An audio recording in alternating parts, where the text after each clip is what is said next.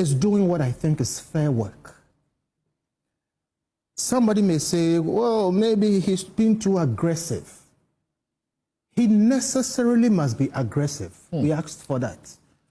I remember when Occupy Ghana, all of us were part of that, when it went to court, the Supreme Court said, under the circumstance this country finds itself in, people who are given power, government power, to do things like surcharge, disallowance, and fight corruption, must even consider discretion as a duty. In other words, given the situation we are in, it's good to have an aggressive special prosecutor, OSP. So in that sense, we support him. And let me also make the point, because of a subsequent point I'm going to make, that the law as it is today backs the actions of the OSP, the kind of aggressiveness with which they are trying to do their work. But let me quickly add that I disagree with the law. And to the extent that I disagree with the law, I think it will not be out of place for the OSP to chart a slightly different course, because the law says so. We don't have the time, so I can't go into it, but if I have the time, I'll go into it. If you read Article 14 and Article 19, you will see that the presumption of innocence is fundamental. Correct. And the Constitution is very careful. You shall not arrest the person. Shall not. Except under A, B, C, D, E. Okay? If you go to other portions, it says the person has no responsibility to participate in their own prosecution. I am of that view. In fact, the last time I was speaking about some things that I intend to take to the Supreme Court. I am stopped from doing so now because it will look like I'm backing somebody. One is what happened to Wontumi. The fact that when you arrest a person, you shouldn't be the one to give bail. If you read Article 14 to 19, you take the person before a judge. That's another matter. One of the things that I also believe you can give bail.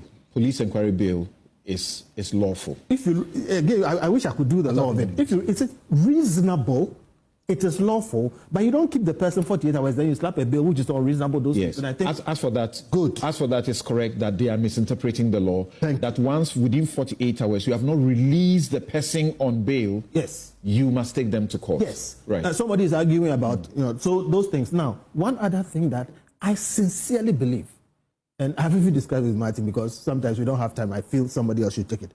It is not constitutional for any institution to declare a person wanted because they did not submit themselves to investigation.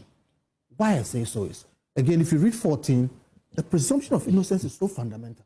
And it says you should not treat the person as if he's convicted.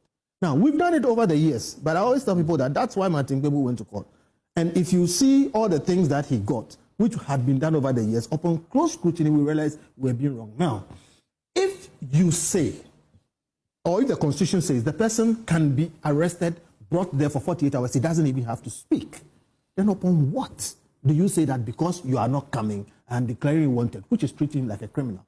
And why can the OSP simply go and try the man in absentia? Really?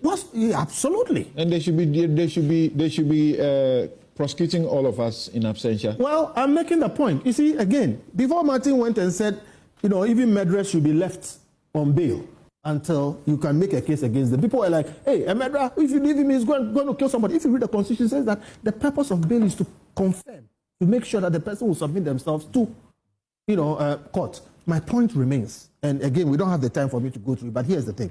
If you are OSP, you are aggressive, whatever, you invite somebody and the person says, I won't come, arrest him. If you cannot arrest him or for some circumstances, he's refusing or whatever it is, proceed to court and try him in absentia. Or, as we do with bench warrants, go before a court and explain exactly why. It should only be a court that declares a person wanted, the way they are declaring Ken wanted. You see the Interpol red notice list? Have you seen it? I've seen it. Have you gone on it? I've gone on it, yes. There are hundreds of people there who have been declared wanted by their countries. Yes. Those countries are not banana republics. It didn't take a court to ask them to be declared wanted. It is not every country. Our Constitution, if you read it suspected. Carefully, yes. Suspected murderers, not murderers. Well, has Ken been proven guilty of anything?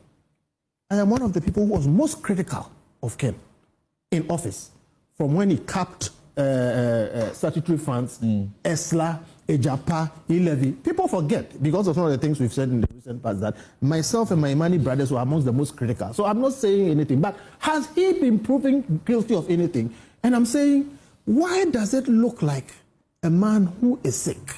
All of us knew, okay?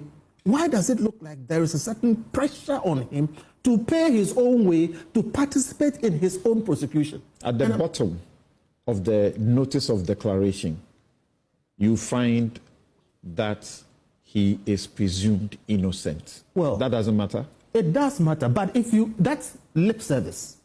If you claim the person is presumed innocent. Let's not take some, let's take all of it. Yes, I'm taking all of it. The declaration contains a caveat that the person is not guilty until proving so. But wherever he goes under Interpol, he can be arrested and detained and sent into Ghana and like that's a criminal. A global, lawful Does it make process. It right?